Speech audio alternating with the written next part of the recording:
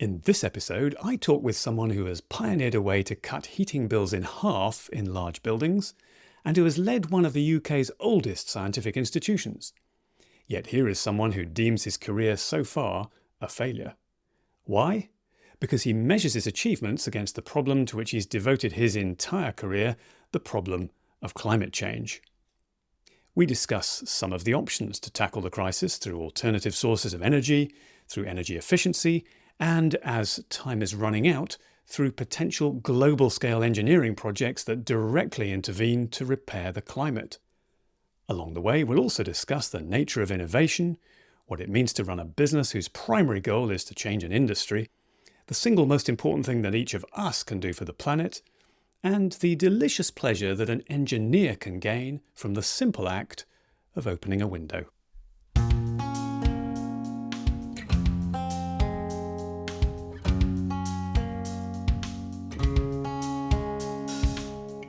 You're listening to The Innovator's Journey, a podcast about the lives and careers of creative people, technology, and the future of work, with your host, Jonathan Winter. Shaun Fitzgerald, hello and welcome to The Innovator's Journey. It's very good to be with you, Jonathan. So to introduce yourself, in a nutshell, how would you describe what you do and why you care about it? Well, I'm an engineer and I'm at the University of Cambridge. And what I spend my time doing is supporting a number of research projects. First of all, to try and get greenhouse gas levels down. So that's not just emissions reduction, that's actually about taking greenhouse gases out of the atmosphere. And then number two is also looking at opportunities that we might be able to buy time to keep, for example, the ice on Greenland and the ice on Antarctica whilst we get those levels down. Wow, sounds like significant stuff, which we'll come to in a minute. As you know, though, this podcast is called The Innovator's Journey, so I'm going to ask you about your own personal and professional journey. And I'm particularly intrigued by the fact that public awareness of human-induced climate change has run in parallel with your life so far. I mean, awareness was growing in the 1960s, and then we had the famous Earthrise photo of our blue planet taken in 1968 from near the moon during the Apollo 8 mission. Then in 1970 in the US, they had the first Earth Day as environmental activism started to gather momentum, at that time focused on pollution. So these were some of the events which I guess were around the time you arrived, and we've had so much that's happened since then, and I find that intriguing. So where does the Shaun Fitzgerald story begin for you as an innovator and your awareness of these issues? It was probably when I was a school child. So this would have been in the late 70s or maybe early 80s, when clearly aware that, gosh, things were not looking great and we needed to try and at least reduce our energy use. So there was, of course, the 1973 energy crisis. I was pretty young then, but I was aware of it later on. And therefore, the use of energy in the home was something that was pretty pressing. And my father told me that we were going to be going and having double glazing in our two-story home in the South Coast. And that sounded fantastic. But my immediate question to him was, well, why are we getting double glazing rather than triple glazing? And then it basically unfolded this conversation, which is, well, what are the benefits of triple glazing or quadruple glazing? How far do you go? And then thinking about what was involved in the construction, the installation of those sorts of products, and realizing that actually it was quite a deep question. And I've never stopped. Just the inquiring mind of trying to figure out how we do things better and how far one should go. That was really the start of my journey. I'm intrigued where you got that inquiring mind from. I mean, tell me about your background, your parents, your family. What gave you this inquiring mind? My parents at the time were both teachers, and it was just a nurturing environment where I have an identical twin brother, we were encouraged to think, read and think and ask, learn. This is what the home environment was about. We didn't go to a particularly special school. It was just the regular state school that was available, and that was throughout primary and secondary education. But I think it was the home environment where we were just encouraged to learn that was foremost in my development, which I think led to perhaps the inquiring mind. You talked then about this formative experience of having a conversation with your father about double glazing, triple glazing, quadruple glazing, and that turned into quite a sophisticated conversation. Why is it, by the way, that it may not make sense to have quadruple glazing? Well, that's a good question. And in a climate like the United Kingdom, which is relatively temperate, the energy savings that you get for every extra pane of glass that you whack onto a system are going to be reducing. You will still get some energy savings, don't get me wrong. But the penalty is the amount of embodied energy, so the amount of work that you need to do to create that system, the embodied carbon. And after a certain amount, what you'll find is that, well, that becomes a fairly significant penalty. And unfortunately, double glazing systems have got a finite life. The seals that you put around that system will eventually go, and they're really difficult to repair, and therefore you may need to replace it. So therein is the issue about what's the lifetime expectancy of those given products, what's your energy saving, and then you can come up with an optimum system for that particular building. Does the same apply to an electric car?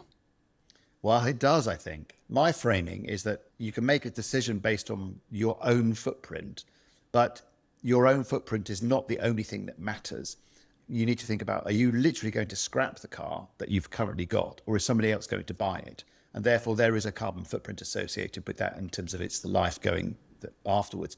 But that person, for example, that you're selling the car to may not have the financial resources to be able to buy a new electric car. So I think you need to sort of ideally adopt a systems approach where you think about the whole of society and your part in that, and then arrive at what you think is the right decision. So it's actually quite complicated. I do find it difficult. I mean, working out how to change my own behavior and what's worth it and what's just tokenism, because a lot of things seem to be just tokenism. But maybe tokenism has value. I wouldn't want to diminish that message in a way, because although you might think lots of little things will still add up to a little thing, if those actions lead and encourage people to take even bigger actions, then that itself is rather significant. What sort of actions can we as individuals take? There are lots of things we can do on lifestyle, your diet, how often you go on holiday, taking the plane journey and things like that. But in fact, I think one of the most significant actions that we can all take is every 5 years or so, what we do at the ballot box. And I would just encourage us all to think very carefully about the environmental policies of different parties and that helping influence which way we vote. Mm-hmm. So we all have a say. Going back to your own story, I am intrigued because we're talking about behaviour change, and you told me that from very early days, at least from your student days, you were riding around on a bicycle and doing some of the things that we might regard as environmentally positive and good for your health too. What gave you those beliefs? Were you a particularly activist sort of a person? I mean, where did that come from? I think probably one of the most formative times of when I was an undergraduate, I'd heard about this thing that was then called alternative energy. And there were lots and lots of projects emerging in the mid to late 80s in the United States of America. So I and a friend wrote a travel grant. We got some support from college and one of the engineering institutions. And we toured the United States for 6 weeks, visiting different kinds of installations, solar farms, tidal power, wind power, hot dry rock, conventional geothermal. It was a vast array, because I was interested to go and learn about different ways of producing energy for society other than burning black gold, namely oil, gas and coal. Anything particularly you remember learning from that grand tour? There are a few things, actually. In terms of the scientific, there was a lot that we didn't know, and that was in a way disappointing, but actually rather exciting, because I thought this is an opportunity for furtherance of knowledge and research. And therefore I decided at the end of that 6-week trip that this was going to be my career. And I decided to start with to get into the world of geothermal power, and therefore went and did a PhD in geothermal reservoir engineering after having a job for a year, getting some industry experience. But the second thing I learned from that trip to the United States is we had zero money to pay for accommodation. And I didn't spend a dime on accommodation. People from those companies or universities or other institutions put us up free of charge. They looked after us, and I was just completely bowled over about the generosity of spirit of people who are sort of eager to support people who want to go and learn.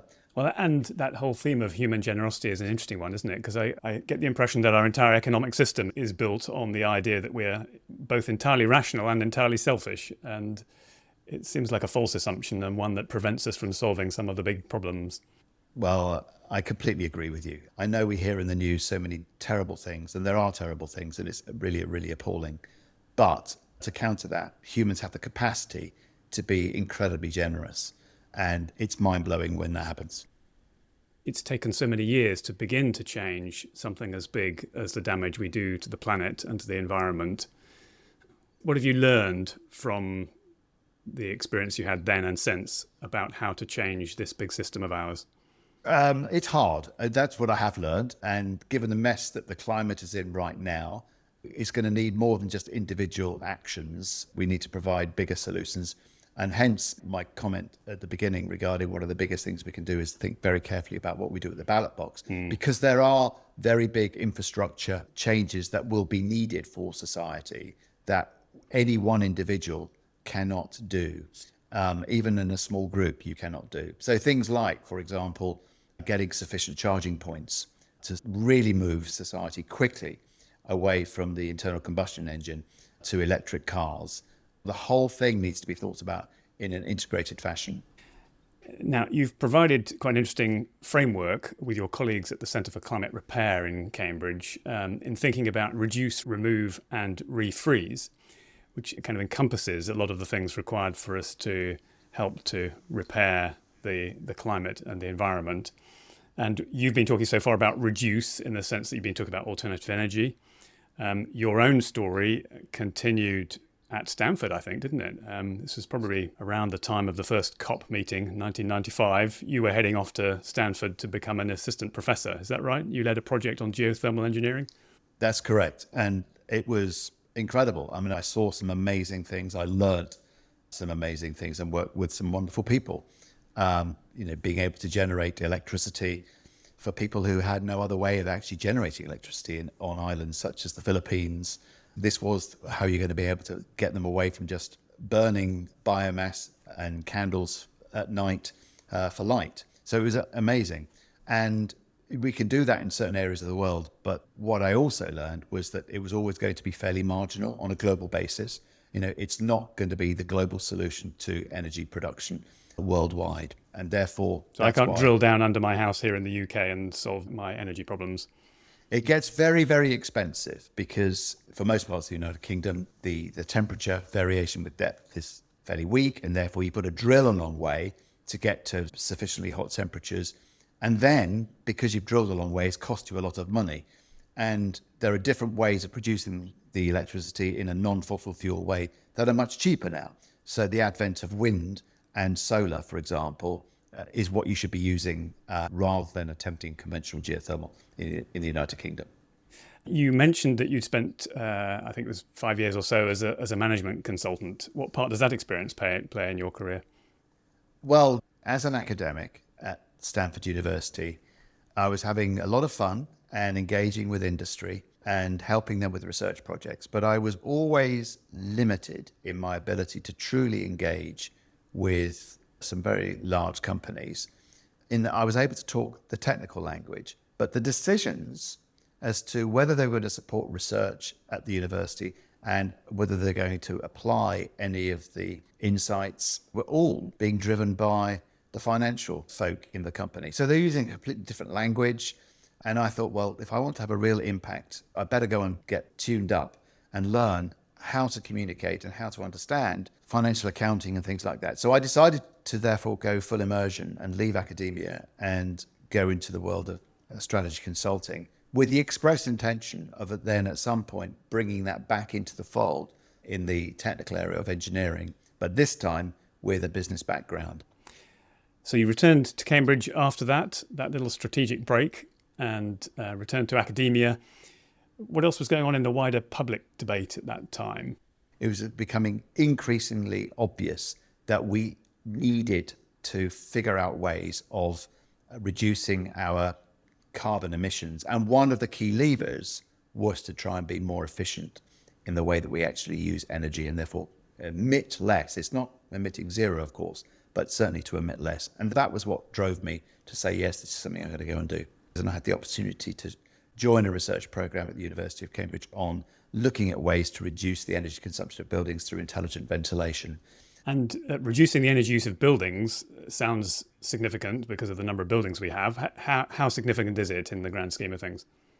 Well, buildings are a significant contributor to energy use and carbon emissions in the developed world. So, of the order 30-40% of our energy use is associated with the heating and lighting and use of buildings.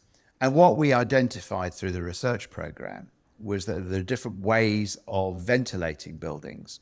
And one way is to mechanically ventilate a building, so using fans to blow air in, suck air out, and distribute the air in a given space. Or, number two, to use what we call natural ventilation. So that's using the forces of nature to do that job for you. And the forces of nature that we have available are namely wind and buoyancy. So looking at different densities of fluid, cold air versus warm air, that's dense air versus less dense air, and using our understanding of that to be able to then provide adequate ventilation to buildings. And if you move away from the mechanically ventilated air-conditioned buildings towards the naturally ventilated buildings, certainly in terms of heating bills and electricity, you can make significant dents in the energy consumption of buildings. Not by a few percent. You can shave tens and tens of percent off. And that sounds incredibly significant. And what I love about it as an innovation is the simplicity of the idea. I'm looking at a rather nice diagram on the website of the company that you started, which shows how natural mixing ventilation works. And what it seems to be doing, tell me if I've got this right, is energy from humans sitting inside a building and from machines rises naturally to the top of the building, and it's wasted. And therefore, if you need to ventilate a building and you bring it in at that point, you're using some of that hot air that's risen to the top. Have I got that right? You absolutely do have it right. And this became apparent fairly early on in my return to academia, where actually I went back to my first year undergraduate lectures, what we call a sort of a heat balance, really basic understanding of heat and mass transfer through a given space. And what we realized was that the amount of heat generated in a building in the winter in the United Kingdom is already quite significant just by accounting for that generated by people, lights, IT, and maybe even some solar. To the extent that if you just run the numbers and find out how much heat is being generated per person, and then how much fresh air that person needs, what you find is that there's enough heat generated in the space to maintain a temperature difference between the interior and the exterior of anywhere between 10 to 15 degrees Kelvin. And yet, people were turning the heating system on as soon as it fell below about 15 degrees centigrade with the old strategy of bringing air in at low level, just because the air that was being brought in at low level was then causing cold drafts. It wasn't necessarily causing the overall space to be cold, but whoever was just sat by the air inlet, if it was at low level, was going to get cold legs. So air is traditionally brought in low down in buildings, is that what you're saying? Oh, it really is. And many of the drawings that we saw for strategies on how to naturally ventilate a building involved bringing the air in at low level and out at high level. And what we have realized was that that might be a perfectly sensible strategy when the air temperature outside is above 15 degrees centigrade, but it's certainly a silly strategy in colder weather. And the best thing to do is to close those low-level vents and just use the high-level vents. And then if you need to supplement it with a degree of mixing, then fine. But that was the killer observation that we made. It sounds blindingly obvious in retrospect, but what you're saying is that it just wasn't common practice, if at all.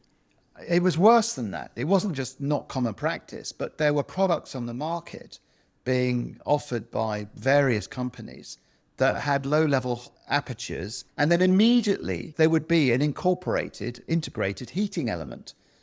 So people were selling products to do this expressly, and they were selling like hotcakes. And what we identified, it was almost the worst thing that you could do from an energy use for a building. You're much better off just mechanically ventilating it and doing heat recovery and spending lots of money on the electricity running fans. The problem I'm seeing with this is it's so simple, I'm guessing anybody could do it. And so how on earth do you commercialize this as an innovator? I mean, why was it that you started your company, Breathing Buildings? Well, this was a funny story really is that we were doing some design consulting work on the side as academics. But our experience was that every time that those new designs got into the hands of a contractor to then go and build the building, the contractor rightly would say, well, I can't buy a product that does that. So we had to set up the company in order to stop them from saying there is no product available, we're not going to use the idea. So we did it because it was necessary, not because I wanted to go and set up a company to go and do it. What we wanted to do was change the industry. And this happened to be the vehicle that was necessary in order to fulfill the wider mission. Do you think there's a difference in the way you run a company if your motivation is to change an industry versus whatever other motivations entrepreneurs may have, including financial ones? Well, perhaps, but I think the culture in a company is likely to be driven by the senior team, let's say the entrepreneur, about the reasons why they've set up the company. And it might be, for example, to improve healthcare. It might be to improve the climate by using less energy in the first place. But if there is a fundamental driving reason, which is value-based rather than just trying to make some money, then I think that's what changes the way that a company is manifest. And in this case, what scale of impact has this innovation achieved? Most new school buildings use this kind of approach. Now, whether it's Breathing Buildings or whether it's another company, there are lots of companies offering these kinds of products, and therefore it's had a significant impact on the education market within the construction sector. But it's also had a significant impact on buildings where even those products aren't used, but the concept and the principles are used. So some of the very biggest projects that we worked on at Breathing Buildings were so big that they couldn't use our product, but they did use the principles. They didn't need to use our product because they were so tall. So the impact of this is even bigger than just the products. What have you learned about innovation itself?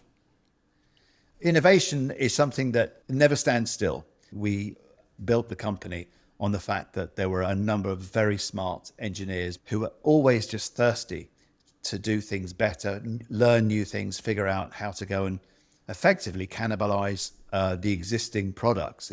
Can we go and make this product even better? And innovation, it runs in the blood of a company. It's to do with culture and enjoying the uncomfortable ride that you are always changing, always being happy to see things being improved and changed.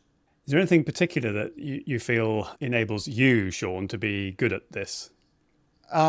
Yes, I think there's one thing that I think is absolutely paramount for success, and that is trying to surround yourself with the brightest and best who are just unhappy with the status quo, who all just want to go and see things improve and do work as hard. And don't be threatened by the fact that people might well be better than you. They might well actually take your job. That's fine. That's what success is. And I learned that when I was at Bain. You will have your appropriate role in a team as deemed by your peers, not by the one that you want to suggest is the right thing for you. No, that will just emerge. Real success is a team effort, and the right person to lead that team will be held up by their peers and nominated by them. Well, you've obviously made an impact amongst your peers, and in 2018 you were appointed Director of the Royal Institution, a charity founded in 1799 to raise public awareness of science and technology. Tell me, Shaun, how you felt when you were appointed and what the highlight was of your 2 years at the helm. I was greatly humbled when I was appointed to lead the charity. And what I learned whilst I was there was just amazing in terms of just how important it is to engage wider society with science, engineering and medicine, and its place in working with other charities doing similar work in different ways. Well, looking back on your career so far, how do you see your career in relation to the whole climate change debate, which has been going on over the same period? I've not done a very good job, have I? Well, you haven't finished yet. Yeah, I know. The mountains just got steeper or taller because look what's happened to the climate over the course of my career in the last 30 years. Okay, well, look, you're going to propel us straight on in that case to the next part, because you gave me the 3 R's, reduce, remove and refreeze. And we've talked mostly about reduce, I think, and maybe a little bit about remove so far. In a moment, we're going to come on and talk about Refreeze and some of the work you're doing now. Before we talk about that, I asked you to think of an artefact that represents your creative journey. So tell me what it is you've chosen. So the artifact that I think represents my journey and probably me as a person is an opening window. And the reason I like an opening window is that there's a lot to it. The window itself, you could argue, is, well, Shaun, come on, we know how to make those things. But how much you open that window and where you put that window and how many of those windows and the way that you sort of operate them in tandem at different times of the year, thinking about the climate. So although it's a very simple bit of infrastructure, with the right control, you can do an enormous amount and keep people really happy. And in fact, you can create stunning internal environments. And I still remember going to one particular school near Newcastle that Breathing Buildings was involved with. And even I was absolutely shocked at just how amazing the internal environment felt when I went there. So yeah, the opening window, and it's a great example of the keep it simple principle of engineering, or rather the KISS principle of engineering. And what a beautiful metaphor, to open a window and let the fresh air in. I like the metaphor of it as well. We'll be back shortly to talk about the latest work you've been doing and your vision for the future. You're listening to The Innovator's Journey, a podcast about the lives and careers of creative people, technology, and the future of work, with your host, Jonathan Winter. Shaun Fitzgerald, we've talked about the successful innovation that you're particularly proud of, your work on breathing buildings, and your other work on reducing carbon emissions through alternative energy sources. Now, I'd like to talk with you about the latest and most ambitious initiatives that you're involved in at the Centre for Climate Repair, which are sometimes described as climate engineering solutions. And these include ways to remove carbon, for example, by encouraging organisms in the ocean to absorb CO2, and most extraordinary of all, and unknown to me, the idea of refreezing polar ice. So let's take that last one, Shaun, because I think it sounds so improbable. How can we possibly refreeze polar ice? Well, I left the Royal Institution to come back to the University of Cambridge for this particular project, because just being aware of the unfolding changes of the climate, and much as though I have cared greatly about emissions reduction, and I've spent nearly all of my career in that space, realizing that we are going to need to do more than that, namely greenhouse gas removal, and trying to find ways of keeping the ice on Antarctica and on Greenland so that we don't experience the sea level rise and all of the other effects of climate change. And there is a team at the University of Cambridge that has been looking at various ways that we might be able to intervene that I was particularly excited by. There are ways that we might be able to help keep ice in those polar regions by thinking very broadly with the Earth, thinking about this as one big chamber. And the problem is it's getting warmer. So the reason it's getting warmer isn't just that the insulation blanket is getting thicker, but that heat is being added to this from the sun. So yes, we've got to reduce the TOG value of the insulating blanket, getting greenhouse gas levels down. But can we reflect some of the sun's radiation away from the Earth before it has a chance to actually continue to warm? So this is a game called solar radiation manipulation, solar radiation management. Are there ways that we might be able to reflect some of the sun's radiation? And the thing is, what I've learned in my time here is that you don't need to reflect very much of it away. Literally 1 or 2% of the sun's radiation, if we can reflect it back out to space, then that will have a huge impact in terms of reducing the temperature 1-2 degrees Kelvin. So the most well-known approach is what happens when big volcanoes go off. So Mount Pinatubo in 1991 ejected something like 20 million tons of sulfur dioxide into the very high atmosphere, up into the stratosphere. It then sort of reacted with the water vapor up there, formed little droplets of sulfuric acid, and it stayed up there for 1 to 2 years, but it resulted in the cooling of the Earth by about 0.5 degree centigrade. Now, there have been some engineers and scientists considering, could we find ways of delivering sulfur dioxide up into the stratosphere in the low latitudes in those kinds of quantities per year in order to called the Earth. And it's been quite controversial. So there is another option that is being explored that we're looking now at the University of Cambridge, which is much lower down. So it's in the first 1,000 meters above sea level, and looking at the way that clouds above the ocean, how they reflect the sun's radiation. So this is marine cloud brightening, is it? It is. And what we mean by marine cloud brightening is looking at the clouds that form already over the ocean. If you can arrange those clouds to be comprised of more smaller droplets rather than fewer larger ones, then those clouds, because they're comprised of smaller droplets, appear whiter. They're optically brighter. And the reason they're optically brighter and reflect more of the sun's radiation is the relationship between the droplet size and the wavelength of light. So that's the sort of the physics behind this. Right. So the big question is, well, how do you get those clouds to be formed of more smaller droplets rather than fewer larger ones? And the game afoot, therefore, is to learn more about the way that clouds form. And they require not just water vapor, they require what we call cloud condensation nuclei, aerosols or little particles. Some sort of seed, is it? Yeah, which that water vapor can latch onto and condense. And the seeds that are available over land are bountiful. There's dust from the land, there's aerosols from chimney stacks and everything like that. Over the open ocean, in the middle of the ocean, we don't have those kinds of pollutants. The air is much, much cleaner. And in fact, the particles that are available are those which are generated by the wind blowing over the sea, forming white caps, those little droplets of seawater then evaporating, Really? and then the resultant salt crystals getting convected up. And therefore, the question that's being posed is to whether we might be able to just generate more sea spray of the right size droplets out in the middle of the ocean to allow their natural convection currents to then take them up into the cloud layer to make those clouds brighter. Okay. I mean, you're relieving my natural concern about these sort of solutions, because the next question I was going to ask you was, what are the risks? I mean, let's be absolutely clear. There are risks with all of these ideas because, I can't claim that I know everything, and neither can anybody. But the saltwater solution, that sounds to me, inherently, I don't know, more natural. Yes, you could say it's more natural. Somebody could also say that the injection of sulfur dioxide into the upper stratosphere is natural. In other words, you're just mimicking what volcanoes do. It just doesn't sound very nice. We just don't like volcanoes. I mean, it's controversial, clearly, isn't it? Because messing with the climate sounds risky. You may say, well, less risky than doing what we're already doing to it. But what are the best arguments of your critics, and how do you respond?